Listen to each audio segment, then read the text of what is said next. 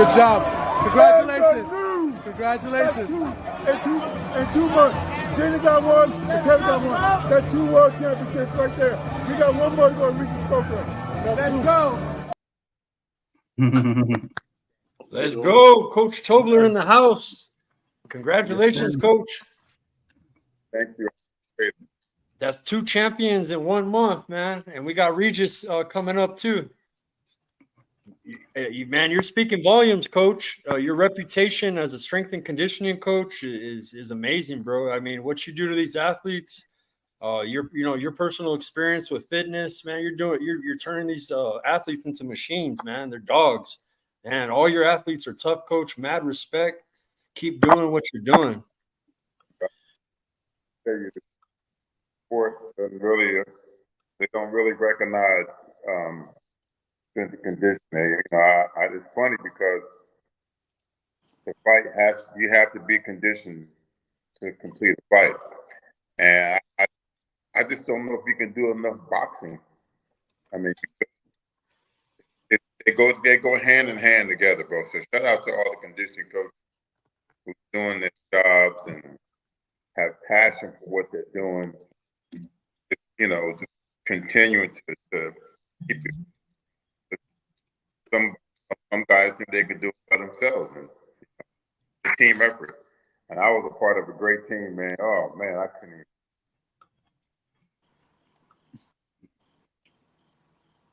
Kind of going in and out. Did his audio cut out? Yeah. I kind of want to add on to what Coach is saying, because a lot of people take for granted the fact that you got to be in shape to take them punches.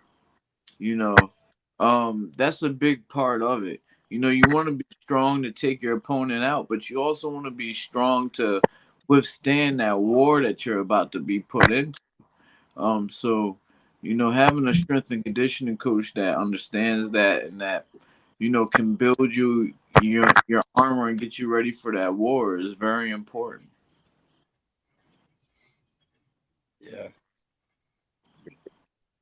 It's different levels of conditioning, like the stuff that I do, it taps to the boxing, it taps to movement in the ring, it taps into recovering,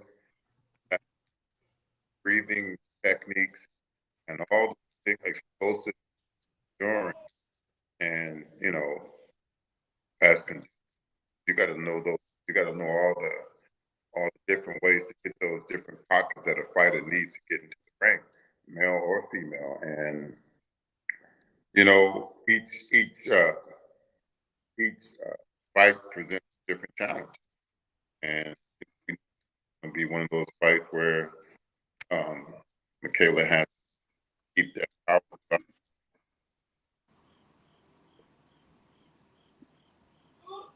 We have to figure out that audio situation.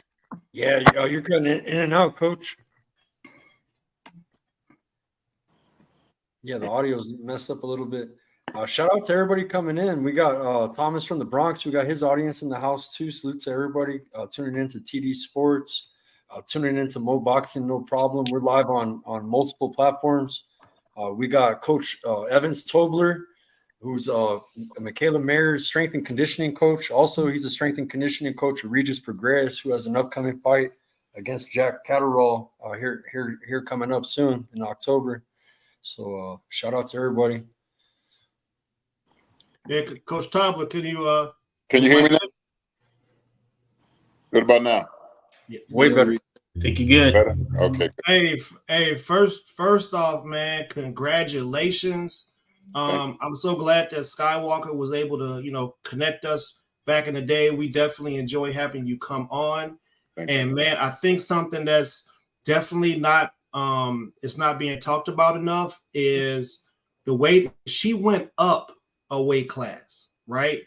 She went up a weight class and she fought a killer at the weight class. Not only was she able to absorb the punches, the punch resistance was there.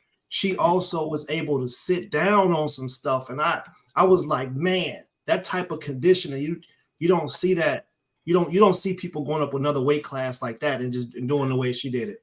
Yeah. Congratulations, coach, man. I mean, if you got some, how'd you get her to 147 and be sturdy like that? Well, you know, the deal is like Mikaela, I think Mikaela had a problem, not a problem, but she made 130, 135 because she's a fucking dog, bro. She's a constant professional. And as her body matured going up, I made sure that we didn't do anything that was going to take her over the top, but get her in position to handle that weight and handle on a comfortable level. So we did a lot of things with that weight because I could have easily threw her in the weight room, doing a whole bunch of other things, but that wasn't my plan. My plan was to build the muscle endurance, speed, power, and like the recovery time. We did a lot of things that helped her throughout the fight with her legs, sitting down the punches. That little inch that you bend as a fighter helps with the power.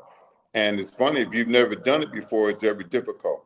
And that was our fight. Sit down. So I did a lot of stuff with her legs, a lot of stuff in the water, a lot of stuff, just body weight type things. And when she got to the fight, everything that we worked on, bro, I mean, she was sitting down on body punches. She was pop, pop, pop, pop. And the training, we was working on those things, but we had to do these things constantly, over and over and over and over again. And Coach Mitchell, and Coach Jaffe were like, we got to do these things in training. They transfer over to the fight. Right. And Kofi and Coach Al in the ring. And there was days that we collaborated. Some days where I had to do something different because she had a tough time in the ring. And so we had to adjust the workouts. But everything that I do, I tell fighters all the time, everything that I do is related to boxing. Because anybody can say they're conditioning coach. A lot of things that you do for different sports, the conditioning has to relate to the activity that you're asking your body to perform at that moment. If not, you're going to get tired. And we see that a lot in boxing, this high level. I see it, and I could pick out 10 fighters right now that could change their whole game plan. But I'm not doing that because they're not paying me. You're building a really good reputation, man. A lot of people are starting to take notice. You know what I mean? And a lot of your athletes are always tough. Like the fights that your athletes are in, they can take punches. That's another thing that I noticed that's different from other strength and conditioning coaches. You may see the athletes strong, but you don't see them absorbing. And your opponents can absorb shots, bro. Like you're making them. I don't know what you're doing, coach, but man, you're making them super tough, man. And it's all about recovery. It's all about recovery. And when you look, I said this a long time ago, maybe a year ago. I said when I competed in track and field in the long jump, all I fucking ever did was run and jump. I can still run and jump right now. So when you're fighting, tell me why you're not punching. Tell me why you get tired in the ring. It don't make sense to me. So, man, I just thank God that I'm able to see things, and track and field was a big part of my whole entire makeup of learning different sports, the biomechanics of each sport. I could condition any athlete because I know biomechanics. I did a long jump and I had to run in the air 2.5 hitch kicks. So that's a lot of body control. So I know the body. Boxing is easy for me. I mean, all you fucking doing is punching. You got to get the athlete in position to punch. So Coach, you talked a lot about recovery, and a lot of recovery comes from breath work, and breathing correctly throughout your exercises and throughout boxing. Do you have a technique or a way that you work on breath work with your fighters? Absolutely. Absolutely. That's a simple one that's an easy giveaway. Mm. even if I'm running 10 times, 20 times 400 meters, you have to breathe. Whatever level you're at to run that interval, you have to breathe just like you're breathing in the corner. Because we breathe differently in track and field. Hockey players breathe differently. Basketball breathe differently. Football, there's a different breathing pattern. So you got to figure out what that breathing pattern is for that athlete and try to work that in at the worst level of fatigue. That's free game right there. I think you answered Jesus' question. He was asking about the breathing technique for boxing in the ring. So, Yeah, man. if you're a fighter, you gotta be able to breathe. At the even after having a 3-minute round to where you're flurrying, you got to figure out a way to recover from that. If you don't, you're going to be in trouble. But you have to have sessions throughout the training camp where athletes are practicing that during the fatigue stage. What's also hard too is learning how to breathe in, like with sparring, with getting punched and trying to breathe, at the same time as you're taking the punch. And that's another thing with boxing that's different than a lot of sports. You have to really learn how to breathe, man, while you're getting punched. Well, a lot of the punching and the breathing is according to how you relax. A lot of fighters going in, they're so tensed up, you never get a chance to calm everything down. You calm everything down, you can throw a punch fast as hard as you can, but if you're not relaxed, it's not going to work. The arm is relaxed. The power is in the end of the fist. You got to figure out a way so when that fist hits the target, it explodes at the most relaxed state possible. So you don't fatigue that muscle and build up lactic acid. Y'all make me go into a science part here. Yeah. No, that's good stuff. Good stuff indeed. Hey, Coach, so what do you do thinking about the body? Because some fighters, they can't really handle it to the body as well as others. And I know some training goes into that as well, making sure that you're ready to take those types of shots. Yeah. Well, that also is a part of the breathing. No matter what we're doing, you can still throw some ab work in there. Those are basic things that people forget about, man. If you're a fighter, you should be at least do 500 to 1,000 sit-ups every day. I'm talking about old-fashioned sit-ups, bro. All the crunches, all the things that you have to do to strengthen that ab section. V-ups, crunches, old-fashioned sit-ups, man. You could crunch. Crunch is like putting icing on a cake, That ain't gonna make your stomach strong. It's like a layer, But a lot of athletes can't do a regular V-up. Where you come off the ground, your upper body comes up, you touch your toes, and you go back. A lot of them can't even do that. So you have to find ways. You know what got me the other day with my abs? The ab roller, man. I hate the ab. Yes. Yeah. I'm still hurting. Right? Yeah. That's that body control, that whole body. When I do the ab roller, I go down, my knees are on the ground. If I'm bent, I go down, my knees are up, they're in the L position. Our whole body goes over and it comes back. My heels, I'm never on the ground. Some guys, they're on their knees, they lay out. When I lay out, my legs are up. Right. You got to come back up and see, when you pull that in, you can't pull the body all the way back. You have to stay on top of the wheel, pull the wheel in, like a cat hunches his back. The weight stays on top of the wheel. It's a big difference. Yeah. I'm gonna try that one, even though I'm hurting already. That's all your fighters are pro swimmers too. What's the advantage of swimming over running and stuff as far as cardio? It gives you a better workout. Well, they're the same thing, but sort of the same thing. But swimming is like the fight, depending on what you're doing in the water and how you're breathing. Because you're moving your arms, you're moving your legs, and you have to breathe, and you have to stay relaxed. So that's like the fight. I love the pool. My fighters swim twice a week. We hit the pool twice a week. I don't play with that water. I got some crazy pool workouts, bro, for swimming. Yeah. Hey, SkyWalker, you wanna get Thomas in before I ratchet This the is pressure up. this is my brother Thomas from the Bronx. He was at Madison Square Garden Friday for the Mikaela Mayer Sandy Ryan card. He met Coach Evins Tobler in person. Got a great interview. He had Coach Evins Tobler right after the victory. And Yeah. First of all, what's going on, SkyWalker panel? What's going on, everybody? Hope everybody's doing well. Lou Thomas. Coach, what's going on? I don't know if you remember me. I caught you right after the win. You was jumping up and down. Yeah, man. Crazy. I wish I would have got you like 10 seconds earlier. Man, I was over the moon, bro. I was over the moon, man. you was hype, as you should be. That was first of all, that was a great fight. Yes. And I thought it was an evenly matched fight. It was great, but just to hear, and the new, I mean, that was a spectacular moment, So, and I saw that you was hype, and I appreciate you coming and talking to me real quick afterwards. That was pretty cool, especially I got the first clip.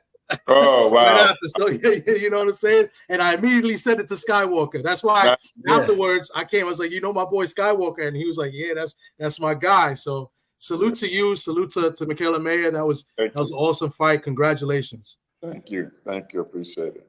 Well, appreciate it. Let's turn this thing up a little bit. Now we know Coach is the ultimate competitor, right? Like you even got the shit talking down real good. So I mean, did you make some suggestions or something? I'm not asking you to confirm or deny anything, but I mean, sometimes people just throw stuff at the wall and it sticks. You feel me? Sometimes it's red. Well, the goal was just stay focused. It was real beef between the two girls. Mm-hmm. Real. And everything, and people think I be talking shit. I just speak facts, and it may sound like shit, but if you can't handle your own facts, that's the problem most of the time. Motherfuckers don't know how to take their own shit. If I did it, I did it. So this was one of those fights where we had to channel that energy into her fist, and that's what we did. So I had sessions. We talked a lot of shit about it, and Mikaela is not backing down from nobody. We see. She ain't backing down when old girl hit it with, she thought she was gonna come in there and bully Mikaela, and I was like, that's not gonna happen. I'm gonna tell you something. We had the sled, right? Mm-hmm. People doing the sled all the time, right? Mm-hmm. So guess what? That sled, we do that sled for 90 minutes, maybe 3 minutes. That's what's up. Okay? That's only half of the quarter of the round. That's more than half the round. So I knew she wasn't going to get bullied. But the problem here is that girl thought when she hit Mikaela, pop, pop, Mikaela hit her right back. So I had sessions where I had her doing shit. She was tired. I made her get right back at it. No breathing. Right back at it. So that right there, what I call it, it's like a brainwashing effect. The nervous system gets attacked just like that. And that's what happened in the fight. If you watch it, Sandy Ryan was biting down on those punches, and Mikaela pop and hit her right back with it. So she broke her will, bro. There was an instance in the fight where I saw that Mayer dug deep. I thought Mayer got rocked a little bit, and I thought she stumbled a little bit, and you could tell like her face like changed, like that she dug a little bit deeper, and then she just like battled back. Like, and that's what made the fight as great as it was, because Ryan did come and try to bully her, and it was a back and forth.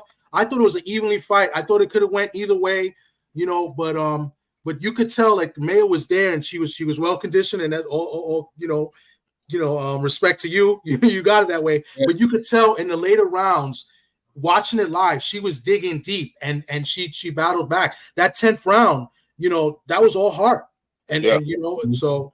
And they didn't expect Mikaela. They didn't expect Mikaela to go to the body. Mm-hmm.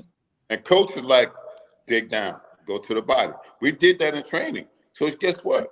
Everything we worked on in training, she sat down and she was sitting on those body punches. Right. I think our girl went to the hospital after that for them body punches. Yeah. Coach, I got a question from Jesus in the chat. He said, did you see Ryan fighting angry, not controlling her breathing? Did you see her with her emotions? Man, honestly, I wasn't really focused on her. I was looking at Mikaela, and I knew at the round after round, I was in the stands, and some guy was talking shit to me. I said, I tell you what, you can talk that shit, and I'm gonna come back over here in a couple more rounds. I said the fight gonna start around 6. But your ass right here, and I'll be right back. Don't go nowhere. So after the round 9, 8, or 9, I looked over and he was still there. I wasn't gonna forget about his ass. So soon as I hit my man, I went over there. I said, "What happened now? What happened now? What?" But it was all love, though. It wasn't no matter my. But I said, bro, that's when the fight, round 4, 5, 6. That's the fight. That's when you start seeing if people are ready or not. Yeah. Now, Standing Round was in shape too.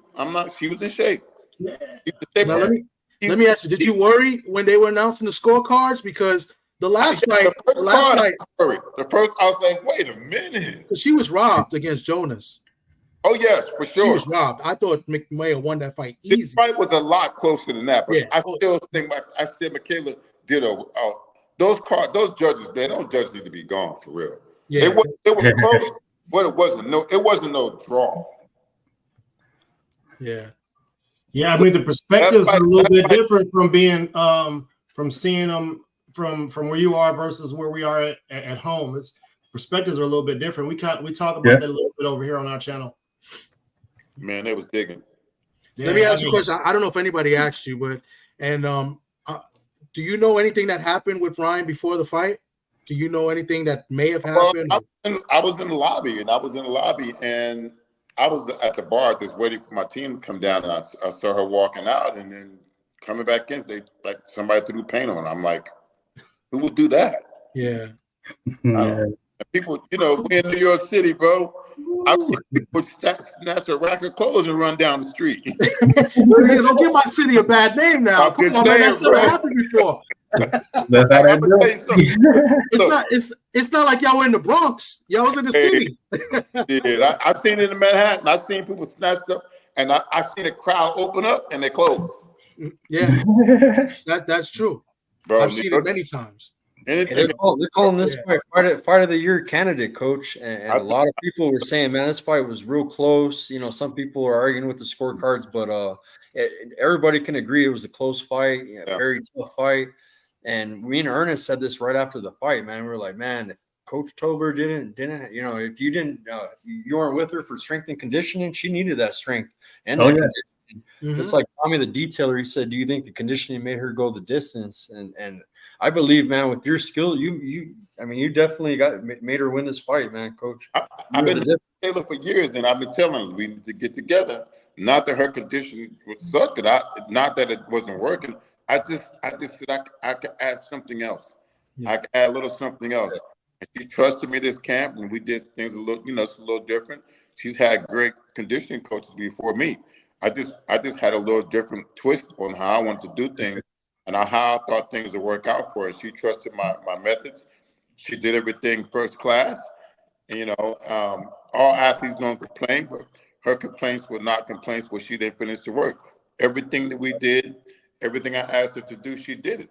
And I told her it's going to translate over to the fight. And here we are. And absolutely it did, because in my opinion, this was Mayer's toughest fight. Yeah. She's never been in a fight like this. I mean, the other 2 losses she had, arguably, she won as well. I thought she won the other 2 fights. I thought the last fight was a robbery against Jonas, and I thought against Bumgarner, I thought it could have went either way, but I had Mayer winning the fight. But this was definitely the toughest fight, and I'm telling you, if you guys seen it on TV, but being there live, you could tell she dug deep in those last 3 rounds. He's right there, and you could hear it, the body punches she was hitting. She ready. She locked in. Yeah.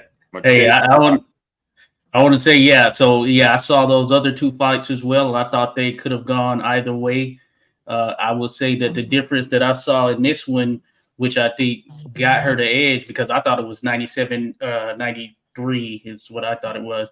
I thought it was all Mikaela, is that when we got to those later rounds, her form didn't drop off in the way it did in some of those previous fights. So I think that's why some of the judges may have seen it going the other way in the two previous fights. But in this one, her form, it remained. So she was built for that attrition.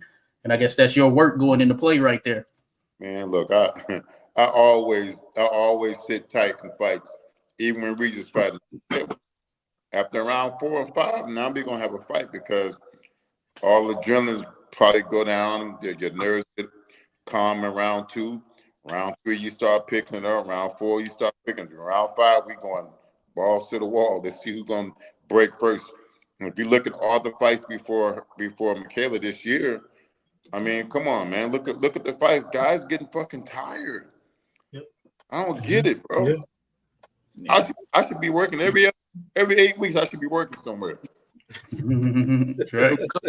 You talked about it a little bit earlier about how you and the boxing coach kind of have to be on the same page and work together.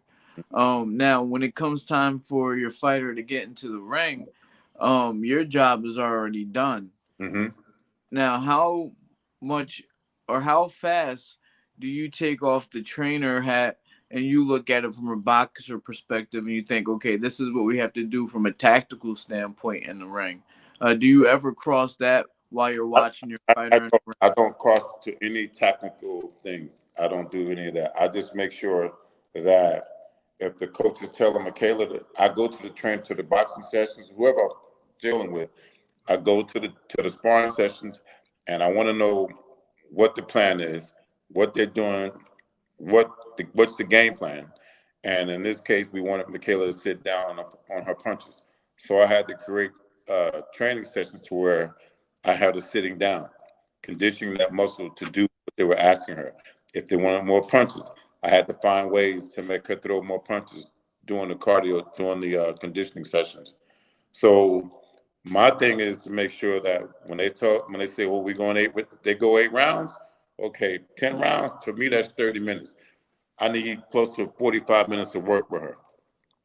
You know? So let me ask this question a little bit more specifically.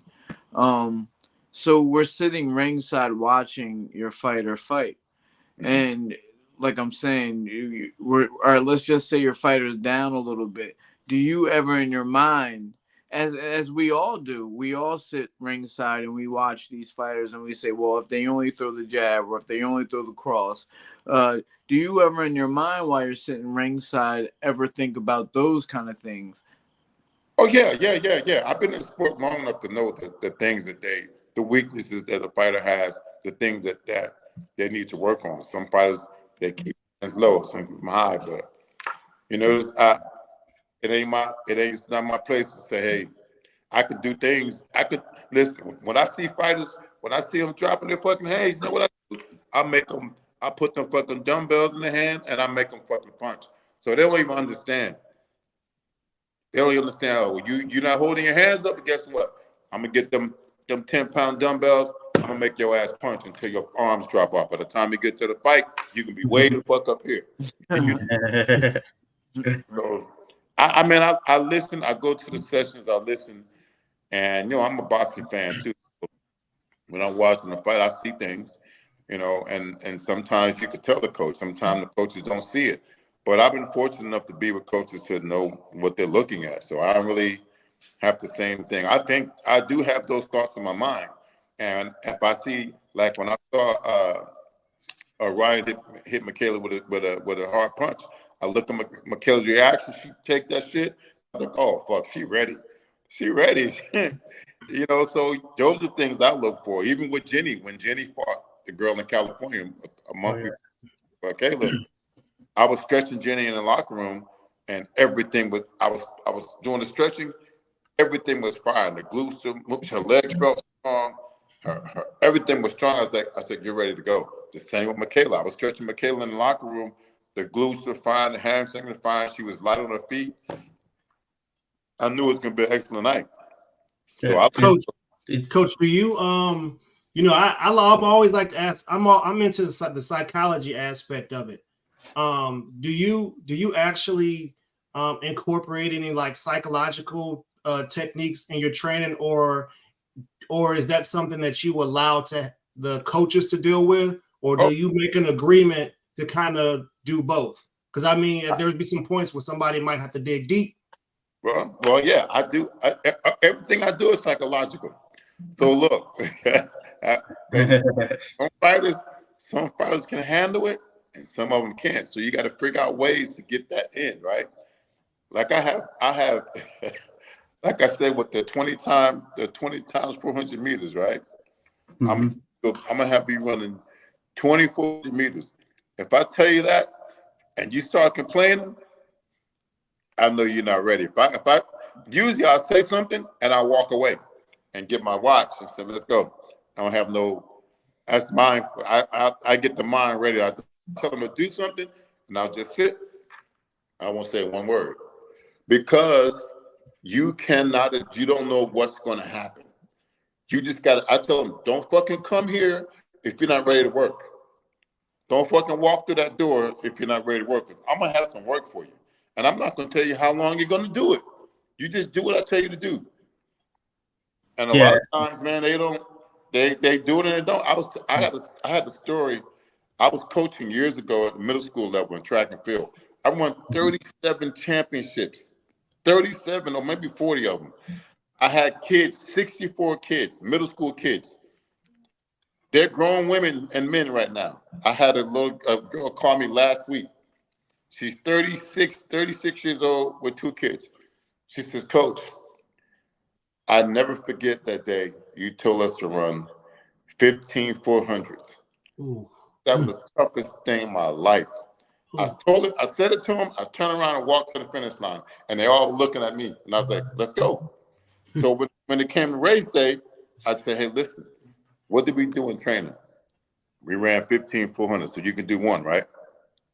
They look at me, yeah, I can do one. Everything you have. We never lost a competition. So even when I competed in track, I long jumped, right? When I took 10 steps, every time I took a 10-step long jump and I jumped 23 feet from 10 steps, I knew I was going to jump 26 feet. I didn't give a damn who showed up to the competition. I knew I was going to jump. And the same with fighting. If you got a 36-minute fight and we are training for 50 minutes, whatever we do, if we can do this for 50 minutes, the fight is going to be easy physically. It ain't even a brain. It's physical activity, but it's done way beyond the time that you're asking your body to perform. That's why I keep telling you, when you're working with me, you're not going to get tired. Because if it's a 12-round fight, we're training for 24 rounds. Mm. Hey, Coach, I had a question. Oh, go ahead. No, just all right. I just want to ask you, Coach. I know that you're heavily involved in sports and weightlifting and bodybuilding, and I know that takes like a lot of discipline. But we're all military vets, man. You always come off like you're a vet, bro. Like with your training, with the. I took a lot of y'all military stuff. Yeah. Hey. We're all vets right here. You sound like our, like NCO, man. Look, they train to break you. Drill sergeant. Because my coaches, the coaches I had in track were the best on the planet. And every time I came to the track to train, they never told they asked me, are you ready to go? Okay, we're gonna run. And I had this coach here in Houston, Wen Young Yang. He coached the first high jumper to jump 7 feet 11 inches. Held the world record for a long time. I remember one training session we had to do after weight training, we had to run 6 400s and 6 200s. I was like, Coach, I'm not ready. He says, go home. Wow. If you don't want to do it, go home. You're wasting my time. He turned around and walked away. He said, what are you going to do? You're going to run or you're going to go home? I got my ass on the track and I ran everything he asked me to run. So that was going to be like kind of my question. Like, your methods, have you taken it from any other strength and conditioning coaches, any other maybe notable boxing strength and conditioning coaches? No, honestly, bro, what I'm doing with these athletes, I lived as a track and field athlete. Okay. And I even had a chance to play the preseason in football because I could run fast and I could jump far. And my methods are just the things that I've been instilled in me by other coaches that I had throughout my years competing as a collegiate athlete and as a professional. Now, I know there's some coaches and there's some conditioning coaches that game I think that are pretty good, but I still think that we need, when you train the boxers, your training session has to be boxing related, all of it. And I honestly, I think some weight training is good, but the strongest people the strongest athletes in the world don't lift no fucking weights. Yeah. Gymnasts and military. Mm-hmm. And look, and even in the jail, one of my boys, Marlon, shout out to Marlon Johnson, 3MG Boxing. Anyway, they had this thing called 25 down, Yeah. 30 down, 50 down. You can do whatever you want with that number. You know how many push-ups, and you could build anything off of that. So I take bits and pieces from people that I know what the hell they're doing, man. Then my own knowledge, and then the level of the athlete can always rise with physical confidence, what I call it. You get an athlete and doing all this work and they're having good sessions and their mind is intact, it's difficult to beat an athlete like that, you know. So yeah, I like I should have been in the military. I was going to go, but I was still competing in track, man. I like the discipline that they display as well. Oh yeah. I want to shout out Ryan in the chat. He lost his father. He's being buried Friday. He spent 4 years in the Air Force. Respect to your father, Ryan. Condolences, brother. So, yeah. Condolences for sure. Yeah. But hey, I was gonna mention, Coach, you definitely had Jenny ready because after the fight, she had a bone sticking out her hand. Oh yeah, bro. I told Jenny. I said, just hold on for a minute. You are the perfect example of adrenaline levels. Well, I told her before she got in the ring. I said, Jenny, your muscles, everything is on point. You firing, everything is moving quick, explosive. You're gonna have a great night. On the stretching, I told her just that, and she did that in round one. Yeah, crazy. And she kept fighting, bro. I was like, and so we sitting at the table, and she finally, after the interviews, after 10 rounds of fighting, she's sitting, and all of a sudden the pain hit. I said, hold that shit right there. I said, you learn something right now. I'm telling you, this is what I've been trying to get you to understand, that the mindset is very, very powerful. You just proved it to yourself. You got a fucking bone hanging out your hand, and you went 10 rounds with this. And when it hit it, the pain hit it so hard, I was like, I love it. I mean, come on, who does that? Right. I hadn't seen it. It's crazy. The girl she fought, Cobra Ruiz, she's tough, man. I mean, both these girls that you train went in the ring with killers, man. I mean, real good competition, not ducking no smoke, fighting the best. So shout out to the ladies. Yeah, man. Women. It's funny because when I coach women's basketball, they do everything correctly. You tell them to run a play, they run the fucking play. You tell the guys to run a play. I said, Coach, what? I said, run the fucking play. But it's women. They're more disciplined, man. They do that shit to the T. You're thinking, well, the play wasn't there. You could have ran something else. No, Coach, you said run this play. They're gonna keep going and going and going until they get it. So, women, they work. They got to work harder, man. It's crazy. They do it. Yeah, they've been doing it. So, shout out to women, like you said. Hey, Coach, got another question from Dion Clubs. He was on the last interview with you when Mikaela popped in. He said, do any fighters' work ethic and training remind you of any notable bodybuilders you may know? Yeah, my boy John Sherman, the guy that trained me when I was competing in bodybuilding. I got my ass kicked the first time I competed. I was like, fuck that. I'm winning every show. I won every show, bro. I won every. I did bodybuilding for fun. When it was time to go to the top professional, I was like, nah. I was in my 40s, man. I was like, I'm done. I'll watch it from the sideline, but I loved it. John Sherman was a monster, and we're best friends. I also learned a lot from him too. He's won Olympia stakes like 2 or 3 times. So everything I've done, all the coaches and athletes I've been around, man, they've been top class, world class, Olympians and professionals. You can learn something. I'm never too I don't know. I'm never too smart not to learn anything. Yeah. You know? Yes, sir.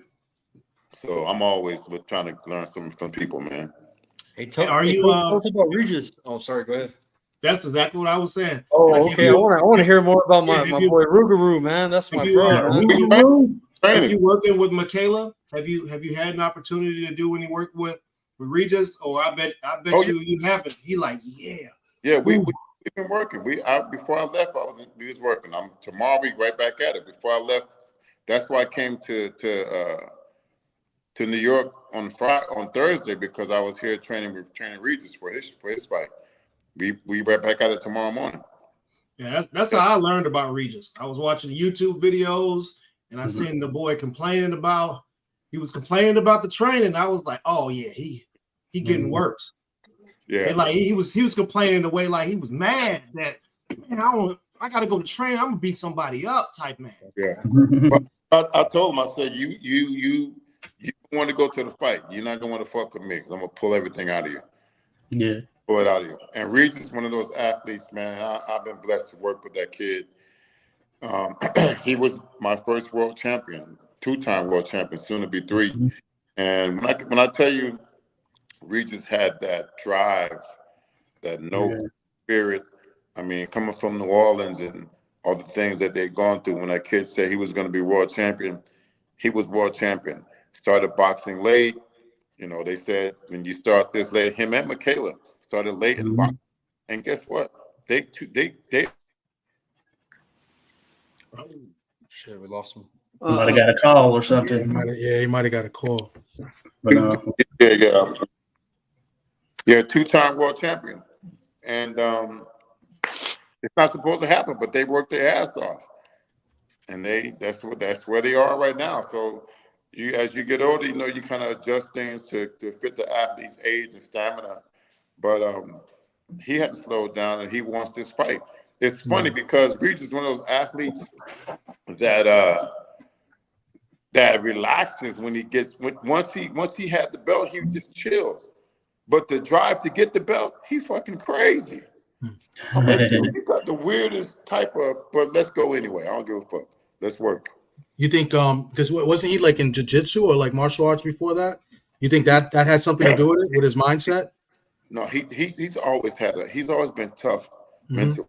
He's always been a kid that he's gotten shied away from work. So when I figured out he was that, I had to take the level higher.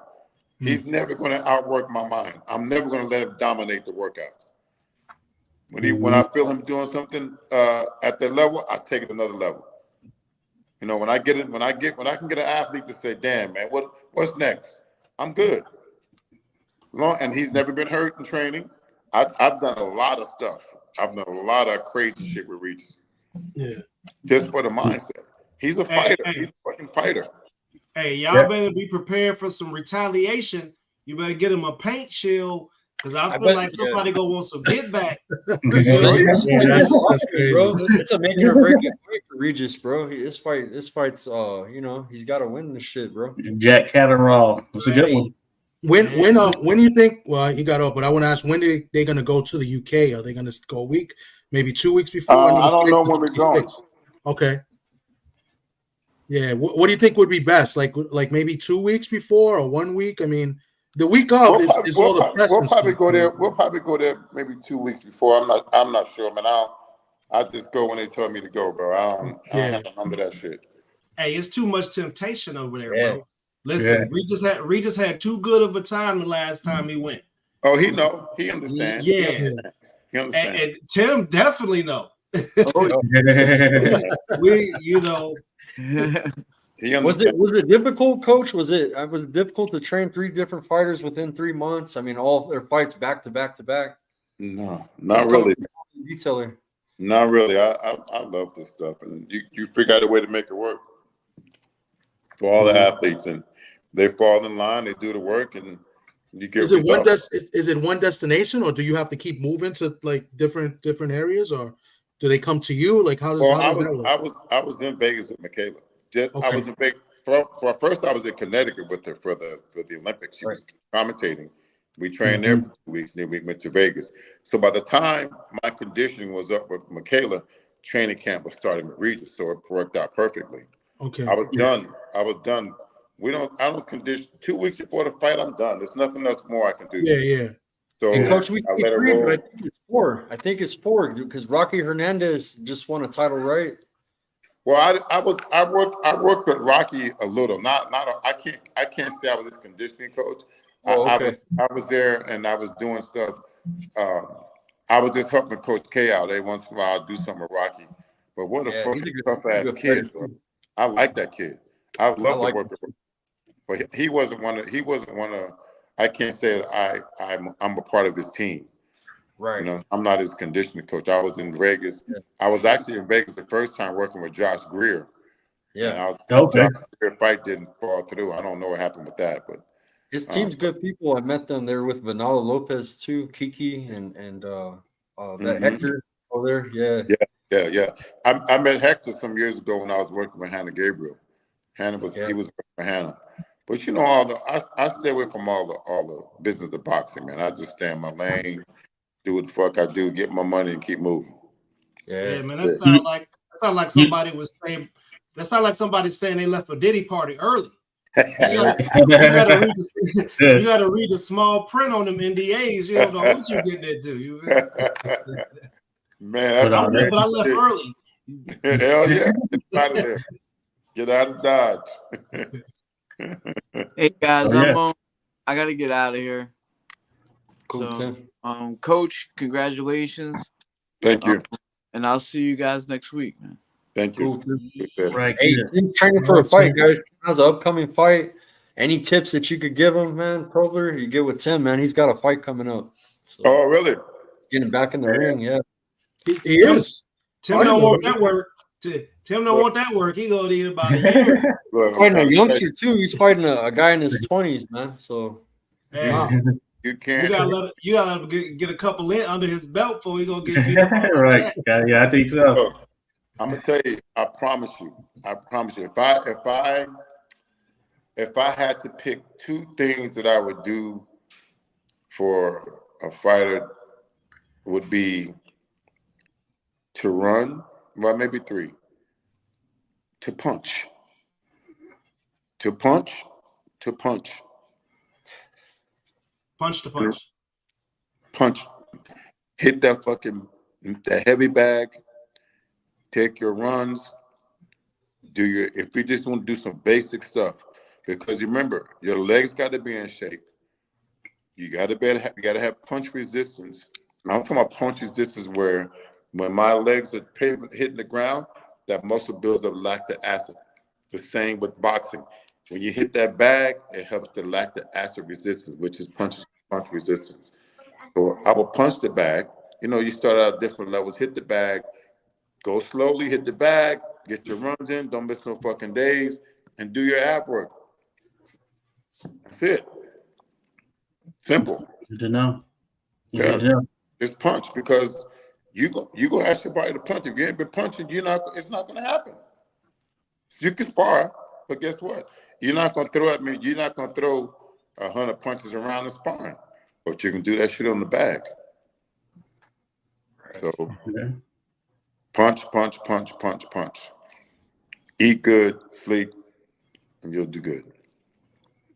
Hey, did you see any well, you know what, that's not a fair question. I was going to ask if you saw some things that that maybe you noticed on her when she was fighting that maybe you would do something a little different with. No. I tell you what, we can get better. We can get better. We can get stronger. Okay. Yeah, we can. So when I'm looking at Mikaela, I'm like, yes, great fight, but guess what? This is not my first time working with her. When you see her fight again, she's gonna look way better and be way stronger. They done fucked up now, like the old boy said. Especially at that weight. Yeah, at that weight. Yeah. Oh yeah. Yeah, at that weight. Oh yeah. She listen. Mikaela has so much physical upsize. Mm-hmm. I can do this. I can do this without getting her any bigger than what she is. She just, when you see her again, the next fight, she's gonna even look harder. Mm-hmm. She's gonna look harder. She's gonna be way stronger. Let me ask you a question. Do you know more or less what she would like to do next? You think a rematch? They probably try to do a rematch in the UK or something. Man, I don't know what they're gonna do.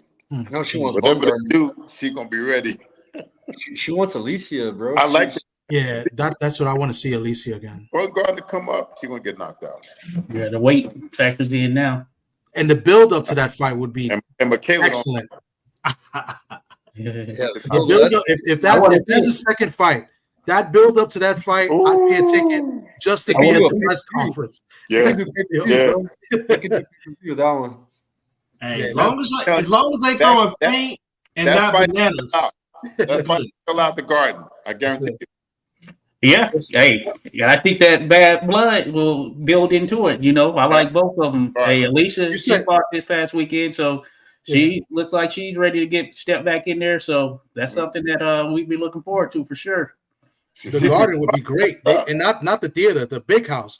And I'm selfish, so I wanted to come over to my city because I'll be there. So but the big house that would sell out. I think it sells out. I think it would. And I'm going to tell you something. I got to admit something to you guys. I don't know if you guys know this. I criticized this fight because as a New Yorker, I wanted to see Xander as the main event.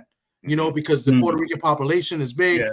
I'm half Puerto Rican, so I support the Puerto Rican fighters. So and then I like Shushu. So I was like, why are these girls headlining the fight? And I criticize it. And you know what?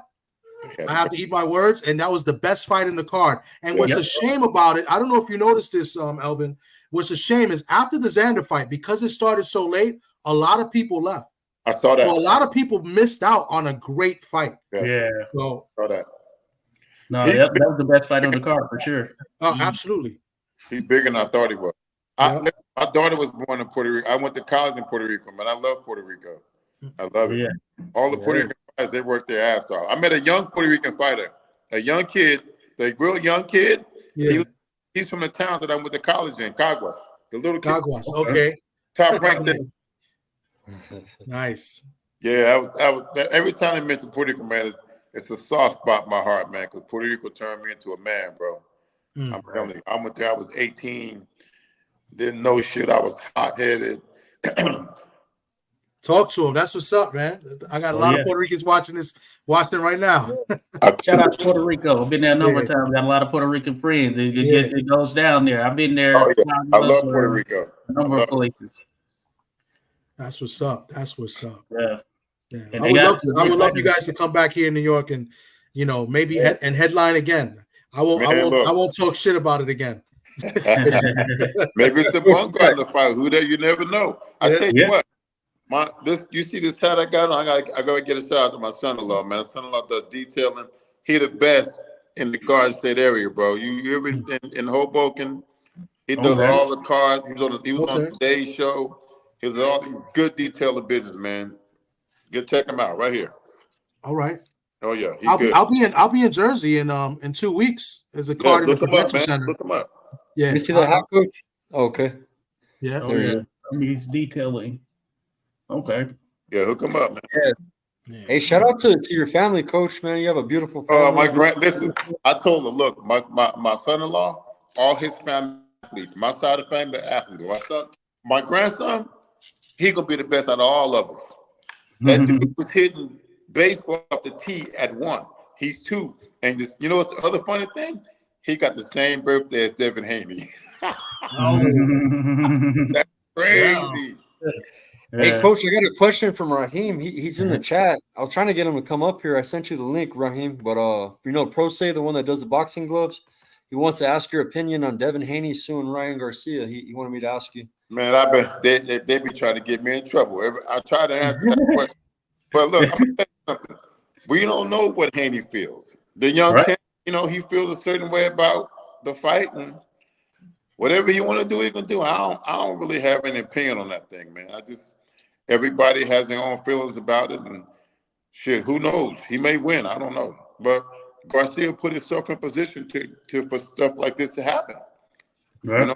So, I don't know. I don't know. I can't even answer that question. But if the young champ feels that way, then that's the way he feels.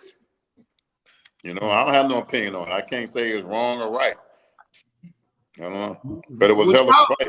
What y'all think about it? With you there for sure. Right. With you there. It came up on my little podcast earlier this morning. And I was saying, hey, Haney has the right to do it. You know, like Coach said right there. Hey, he's the one who was in there, so is his legacy, is his situation to deal with him and Ryan. So I'm neither. I'm neutral in it as well, as far as I can't clown him or anything just because he's doing it, but hey, he's the one who went in there and took those shots. Mm-hmm. Listen, there's been other lawsuits as well. This is not the first time a fighter sued another fighter after a fight. There's been multiple times that promotions have been sued after a fight. You remember and he won when it was Was it it was Arturo Gotti. It was Gotti and Gamache, the guy that trains Wale. I'm saying his name wrong. Oh yeah, was it Gamache?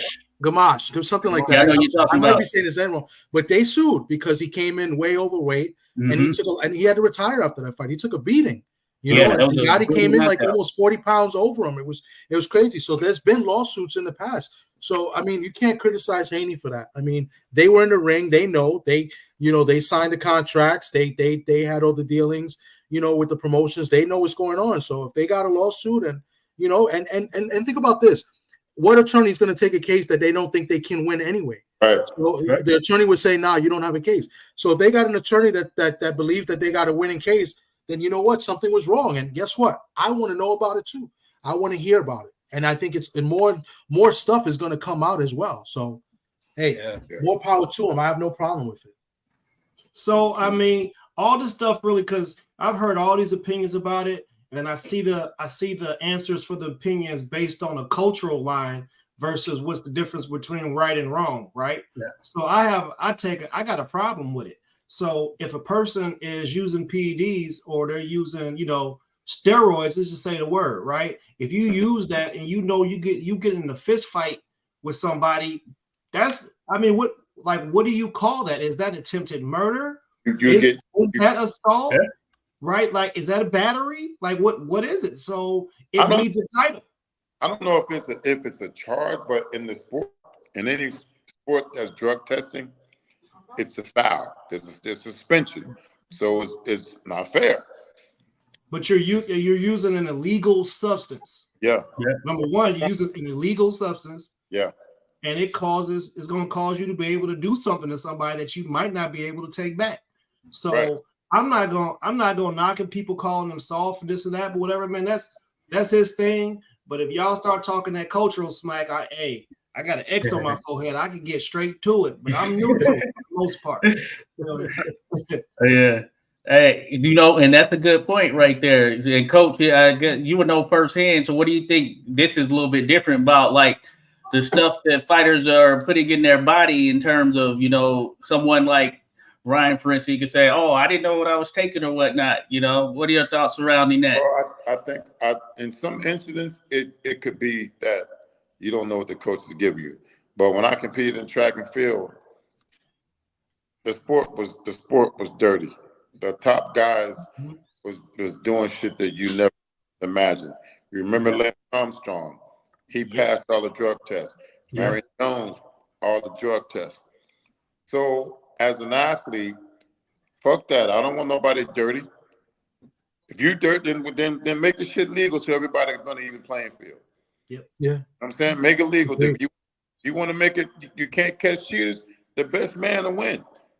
So I don't condone that shit. I mean, if you take you're gonna have an advantage. Exactly.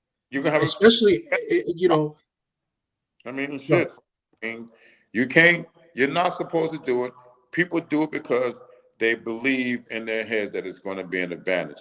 And physically, if you're taking something that's going to make you stronger, if you're stronger, that means you're more powerful, you're a lot more flexible, you recover faster, and you can work longer. That's all boys do. You got to have the talent. But it's going to make, if I ran 8 times 20 meters, I'll be running 20 of them motherfuckers because that's what it does. It gives you the ability to work longer. Yeah. So if you work longer, you'll be in better shape. And the science says that even after you stop using it, you still are going to be receiving some of the effects. Yeah, so that's why they have cycles. They call them cycles. Yeah. They use it and they done. And boxing don't have enough fucking drug tests. They don't randomly test. I remember being in the fucking movie theater, telling the IOC where I was. They came to the fucking movie theater and wait for me to piss. Back then you had 48 hours to do it. I was mad as fuck. I was like, you fucking tested me when you got other guys that are jumping way further, running way faster. You ain't even testing them. Yeah. That's always a sore spot in my mind, bro. Because I lived it as an athlete, sitting next to a motherfucker that I know can't beat me. All of a sudden, he went a 10 flat when he ran 10-5 last year. Hey, we lived it in the military. Them random drug tests, they want to see it from the tip to the bottom of the bottle. Absolutely, I like boxing. Boxing is a live or die sport. If you got athletes that's using that shit, bro, they can punch somebody, man. They can kill somebody, bro. Yeah. Yeah. They need to get better with the testing. Yeah. And if you fail a drug test more than once, you're done. And it seems like there's some kind of penalty. A penalty in the contract, a severe penalty in the contract. They're saying lawsuit, but this shit should be already covered in the contract. You know what I mean? Where there's like some kind of severe penalty where, monetary, whatever, that money back. They'll stop, get that whole purse back. Right. I think they should force them to reset their body back to normal, meaning you're going to go to this jail for a year and you ain't gonna be able to take nothing, and you don't have to train until your blood levels get back to where they're supposed to be at. It sounds funny what you're saying, but I tend to agree with you because it's a combat sport, and somebody can die in a combat sport. When both fighters are clean, somebody can die. Imagine somebody's got an advantage in a sport where you're getting hit in the head. I believe that in the contract or something, when you sign a contract to fight, there should be a stipulation where you got to serve time, where it's illegal. It's not only illegal, it's not only cheating in the sport, but it's a law and it's illegal to do it, and you should pay for the crime, right? Whether it's 3 months in jail, 6 months in jail, or a big suspension, probation, but it should be on your criminal record. It should be criminal if you get caught cheating. And especially if they prove that you purposely cheat, because over the last 10 years, more and more things have come out about cheaters and people popping dirty and stuff like that. Some people say it's accident. You got the thing about the legal and illegal doses. There's a certain limit on certain things, and I think they need to just, nip it in the butt and just make it illegal to do this and illegal to do that. And you'll see that these guys are not going to chance not only their purses, but they're going to chance, and their careers. They're going to chance, getting a record. Yeah. Maybe this lawsuit could be a catalyst for something like that. Because there's some dirty ones out there for sure. Yeah. Without a doubt. But man, my daughter was trying to call me. I need to call her back. Cool, Coach. Hey, I appreciate your time, Coach. Right, Coach. Man, I always like talking boxing with you guys. I get too hyped up, man. I saw it personally, so it was great to meet you, man, in person. It was awesome, man. I appreciate SkyWalker. I appreciate it, man. Anytime you want to have me on, man, just give me a buzz and I'm in. But blessings on work, man. Continue to rise in this sport and give people real shit, bro, real talk. Because people all they want, but the real shit never fails. So that's what you guys do. And shout out to your podcast, man. God bless. We'll talk. Right, Coach. October 26th. Yes, sir. October 26th. Regis Programs, Jack Catterall. Be in the mix. Peace. Let's do it. All right. All right, Coach. Good stuff. Hey, yo, let me get this off real quick, man. I'm the one. I got a moral compass, but I also am a firecracker when I need be. You feel me? But hey, look, this weekend we were entertained by some amazing and incredible fights. Shout out to all the athletes and stuff like that. But entertainment is one thing, but if y'all can, man, if y'all know people that have been affected by the hurricanes and the floods, there's nothing more important in life than being there to be supportive for people when they're in need. They lost everything. I'm talking about everything. Like this is the type of damage they got, is unrepairable. So we're about to be in a situation where you're going to have people that are starving. They're trying to find their way through the woods and through the forest, out of water to be able to get some help. They have no power, no electricity. The cell towers were all wiped out. So just, y'all make sure y'all keep an open mind for the people who have lost everything. And if you got some type of way to help and support, do what you can. And just, that's my message for that. No, 100% on board with that. I think that is a good thing. And there are a lot of sites out there where you can help, a lot of groups, FEMA, etc. So check it out for sure. Absolutely. I'm sure that they'll take volunteers too. That, when Katrina hit, what I'm saying, a lot of people went to New Orleans to help out. But you know what I mean. So yeah, bro, bridges and roads. Yeah, you're gonna need gone. They're gone. Like. Yeah, I've been hearing different things. North Carolina, Georgia, Florida, you name it, just all along the coast. Yeah, some places where you can't really access them except via helicopter. So it is a serious thing for sure. And I know FEMA is going to be out there. And for those that are interested in helping all that stuff, they can look up. You can just Google it, FEMA reservists. They're always looking for people who are able to volunteer. You would get paid, so it's not volunteer in that sense, but people who are able to go out and support these disasters that happen throughout the country. Yeah. Yes, I mean, sports is one thing, and entertainment, but there's those things don't exist without the people. No doubt about it. Matter of fact, I'm going to drop that in the chat. Yeah. Nice. For folks. Now, everybody on this panel, how many of y'all actually picked Mikaela to win? I did. I picked her to win. I did not. I had her. I think I went split decision pre-fight. So I went with Ryan and I rooted for Ryan in the fight, even though and I have to admit I rooted for Ryan because I felt bad of what happened to her. I thought that was messed up. So I rooted for Ryan. People were mad at me because I was in a section, like I had credentials, but I was right by the ringside. I had a ticket too, and I was right behind Coach. Coach was like 2 rows in front of me, and we was in Mikaela's corner because it was that corner outside we was on, and it was like USA, and I was like, I guess I'm a Benedict Ardo. I didn't think of that stuff, but I didn't have no ill will towards Mayer. Like I was happy I saw a great fight. But I wanted Ryan to win just because of what happened before that, So and I actually thought it was a draw. I thought it was a closer fight than what it was. I need to watch it on TV because sometimes watching in the fight and watching on TV, you get better angles in TV and you see it better.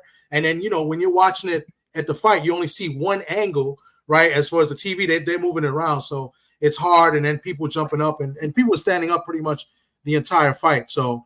It's kind of tough to see over people and through people and stuff like that. So yeah. I have to admit I was wrong. I picked Ryan and I lost, but I'm happy for Mayer because she's been on the bad end of the stick twice, especially her last fight against Jonas. I thought she was completely robbed. She dominated that fight, but so I guess they kind of made up for it this fight. Not that it wasn't earned. It could have went either way. So congratulations to her. Yeah, I had MD. I had a majority decision for Mayer. That's what happened. What it ended up being, but I didn't get all my picks in on time, so there are a chunk of them I missed. That's why I'm down there. So I only was able to do the ESPN fights. I didn't do any of the other ones, I believe, or some of the ESPN fights, but it had already started by the time I got my picks in, so I didn't really get to get everything, and that's why I'm low down there on the totem pole. With that being said, I thought that Mayer would outwork her in the tail end, and that's ultimately what happened. I saw the Mayer Jonas fight a little bit differently. I thought Jonas deserved that nod based on what I saw. I thought it could go either way, but my thing is what I was talking about. I thought Mayer later on in the fight, she finds herself in those situations which she didn't in this fight, where she's kind of just lunging in because she loses her form, and you see her upper body forward more, and that's how she was getting caught with some cleaner shots from Jonas, I felt, in that contest. So that's why I wasn't arguing against Jonas having gotten the victory but that being said, if it had gone the other way, then I would have supported that as well. Yeah. Hey, look, I'm for all our international fans or whatever, I'm gonna give y'all a little nugget. All right, do what you will with it, but it goes a little something like this. Don't believe what it is that you see on television.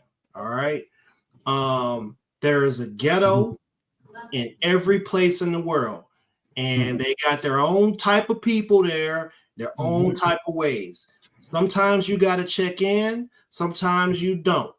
But it's best if you traveling somewhere that you're unfamiliar with, you need to get familiar real quick. So if you come over here in the States, you might could get robbed if you walk in the wrong neighborhood. It ain't got nothing to do with you. You just will be a victim of circumstance. You feel me? So yeah, listen, I felt kind of bad for the girl that she got paint through on her, but I also believe that was her moment to step up and make herself like a legend by defeating the adversity. Great people in the past have experienced far worse things than having some paint thrown on them, and they've shown their resilience. So, we're sorry that happened to you, but if we went over there, we could get robbed too, stepping in the wrong spot. So, I agree with that. You're 1,000% right, but there's emotion involved, and women are more emotional than men are. So, she was very emotional after that. She was crying and stuff like that. So I think you're a little too rough on her in this case. I know what you're saying, and you're 1,000% right, but a little disagreement there, just because females are a little bit more emotional, and there's an emotional factor to it. So it took her out of game plan. But I will say this: Ryan and her post fight. So it was a close fight. You can't say robbery, close fight. She kind of alluded to that as an excuse, and not saying it's a valid excuse in some ways, but she definitely admitted that she lost, right? So I take that as she took it as a defeat. She may say if she won, but she said, I was off my game a little bit because I didn't do this, I didn't jab more, and and I came out fighting rather than box. So to me, that's an admission of defeat as well. So. But yeah, man, it's emotional part to it too, bro. So yeah, we got her off her game. We got her off her game plan. Yeah. But this was another thing that I've mentioned several times in the past. Those pre-fight interviews, man. Like the dude who was doing the interviews, he said something to Xander. He was like, "Hey, so what do you plan on doing with this guy? He throws 85 punches around." Then with her, he was like, "Well, we understood some bad things happened to you. How do you feel about having that paint thrown on?" He's like, I'm trying to get my mind locked in to go get in this ring. And you over here, that's psychological warfare, my guy. Yes, that's true. All day, psychological warfare. People use it in different ways. Ali used to lose it. He used to talk trash. You feel what I'm saying? So that's psychological warfare. And I don't want to say that women are more emotional or whatever, because in this particular situation, we're talking about a fighting sport. Yeah, that's fair. I'm not going to go that way. I'm not going to go that way with it, because I do believe, it's a woman versus a woman. Yeah. You got y'all dealing with each other. If you're hormonal and she hormonal and she get mad and want to beat shit out of you, then and that's what we got. Yeah. I'm not going to say Mayer had something to do with it. I think that would have been a hell of a plan if she did. That's cold if they came up with that, because it worked. Hey, the UK has done worse. The UK, there's been worse situations with cheating and stuff like that. So, yeah, it's just messed up. It had to happen in New York, in my city. And it was early enough where it wasn't really like crazy people out at night, because I don't know if any of you been to the Garden late, like I was. After the fight, there's a lot of craziness outside of the Garden itself. So, but yeah, that's wild. Hey, you make a valid point. I agree with you. I just wanted to throw that in there a little bit, but no, I don't disagree with you at all. I just a little emotional because women are different than men. But you're right. They're two women against a woman against a woman, and it's just combat sports. So you gotta, it's psychological too. So I actually thought that it crossed my mind, honestly. Like, dang, should I change my pick to Ryan? Because I felt like that was going to take her to the next level right there when that happened. But I stuck with what I had there. It was just a matter. I think even if it would have been men And I think that, yeah, you'd have some, they might deal with it better than the other guy, you know. So it's one of those situations. But hey, we got a good fight out of it for sure. But she almost, let me tell you, Mayer was hurt. I forget what round it was, but Mayer was hurt. She did the stanky leg, bro. Like she almost got her. She almost got her out of there. Like, you know, she didn't drop her, but she was hurt, bro. So BBO, somebody got to throw him out the chat. BBO's a clown, man. Hey, man. Mayer had her stunned a few times, bro. Early. I thought early she had her stunned. Yeah. She caught her with some shots like around round 9 or 10. And old girl was like, wait a minute, hold up a second. Yeah. She just came to 147. How's she thumping like that? Yeah. No, she definitely both of them caught their attention. I thought Mayer was hurt more because she wobbled. But yeah, you could tell in the face of Ryan's face a couple punches. She was just like, wow. You know, yeah, definitely. No, I mean, that was a great fight. One of the best fights I've seen in person. So shout out to, and I criticized the fight, bro. I criticized it. Yeah. I said there's no way this should be the main event. And look, Shushu kind of laid a little bit of an egg, right? You know, that was a close fight. You know, and I love Shushu. I'm pro Shushu to the death. Like, you know, and I just thought he laid an egg. He had opportunities in that fight, didn't capitalize. You know, they were screaming at him to throw certain punches that were there for him. You know, Xander did well. You know, he didn't get the stoppage. I thought Xander had a great performance. Tiger Johnson underperformed. Yep. You know, that was another close fight. You know, I thought Tiger might have lost that fight, honestly. You know, so shout out to the women, man. That was an excellent fight. And, you know, women's boxing, it's looking good. We're getting good fights. I got to speak up for Shushu a little bit because ESPN and Top Rank, or, you know, those guys, they got some tricks up their sleeve. With this fight mirrored. This fight mirrored for me the fight that Shakur and Nakatalia had, right? They had a hard African punching dude that hadn't been really destroyed yet, you feel me? And he caught my man with a 4-piece. He caught him with a 4-piece and got his respect early. And that 4-piece was fast, it was hard, and he stepped around after he did it. Yep. So he got Shushu's respect early, and I'm not ready to say that Shushu ain't. I think this was a great learning experience for him. But if we looking at it from a perspective of, okay, is Shushu up next? They say Shushu 27, so it's time.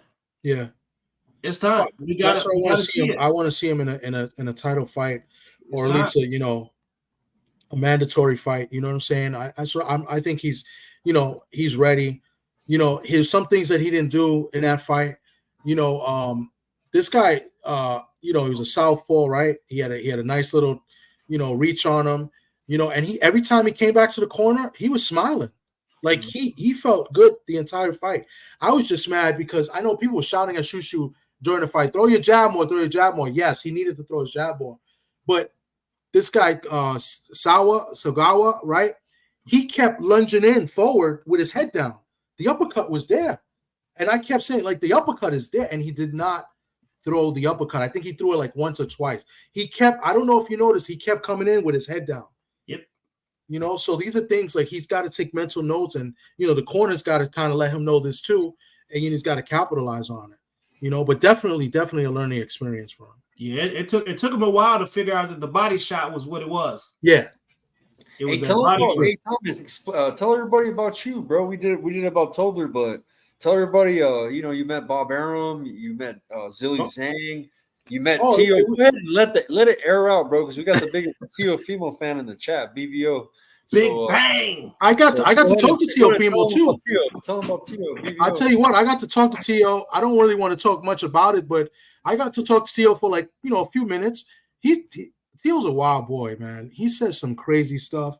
You know, I didn't have the camera rolling because, you know, he was saying some really bad things. I don't really want to say it on the air, but he's crazy. But you know what? And one of the things I told him, I said, you know, one thing, because, you know, obviously people ask him the obvious questions about the stuff he said in the past and the other interviews. We'll this offline when we get off, bro. I'll definitely tell you. And he ain't got to tell me. I got my opinions on him. He's X'd out, bro. Yeah, no, definitely.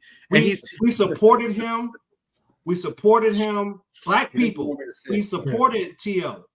You feel me? We was on his side. We was cheering for him when he was fighting for Lomachenko. Yep. And he started, nah, Playboy, because you was out here doing all the hip hop moves. You had the, you had the ethnic haircuts. You know what I'm saying? You was doing all that. Now all of a sudden it's N-word this and N-word that. Yeah.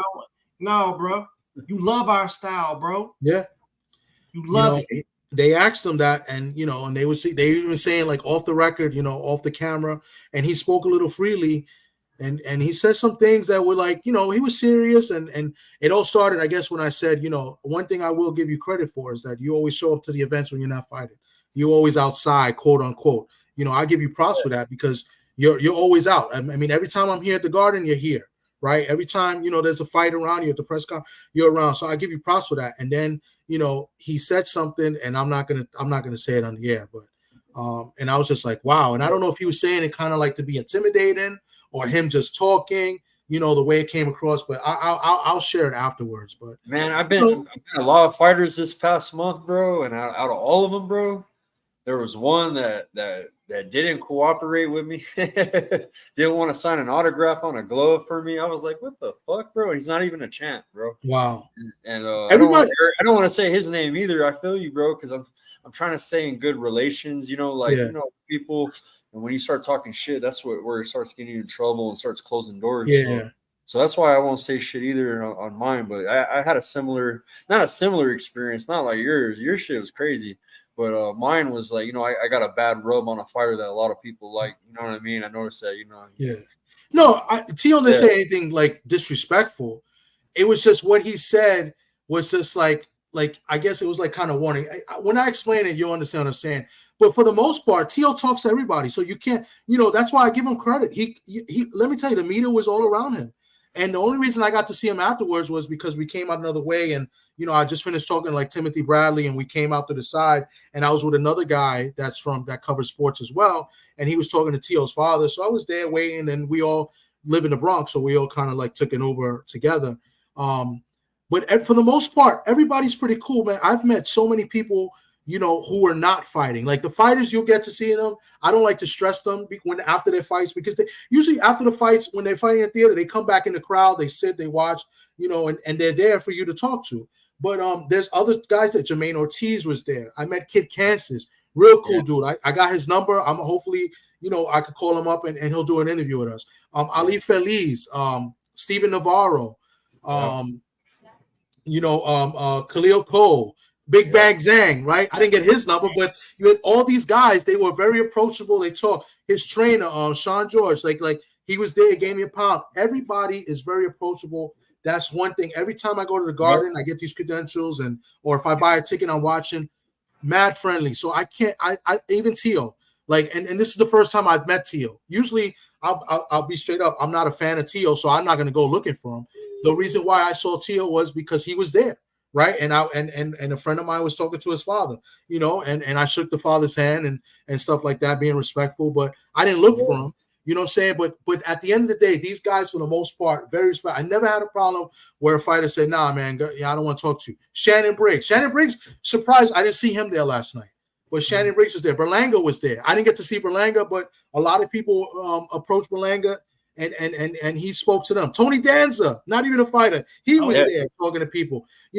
Like the atmosphere at the Garden is great. People are mad friendly. They talk to you. Nobody's up, on their high horse. So I can't say anything bad about anybody, man.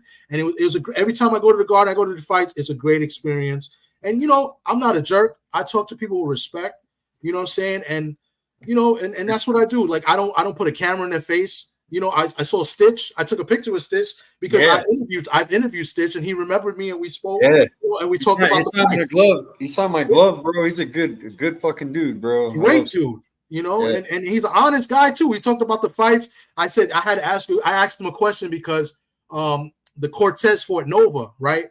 And Cortez came in overweight, and he didn't look like he was ready for that fight.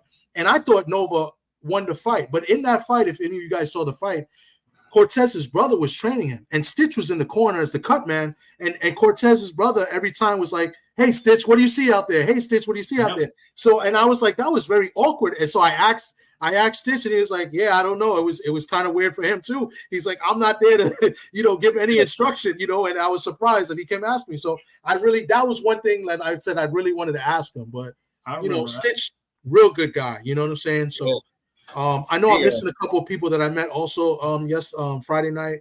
But it was a great show. A little underwhelming for some of the stars, right? Like for Shushu, a little underwhelming. And a couple other fighters, but it made up the main event, made up for it. It's just sad that a lot of people left after Xander Zayas fought. What? That's crazy too, bro. That was a sad point. They missed. They missed a great fight. Hey, we got a special guest in the house. We got the singing OG. You guys don't know, he gave me the name SkyWalker back a long time ago in the YouTube world, man. I used to come in under my government name, and I used to hop on panels, bro.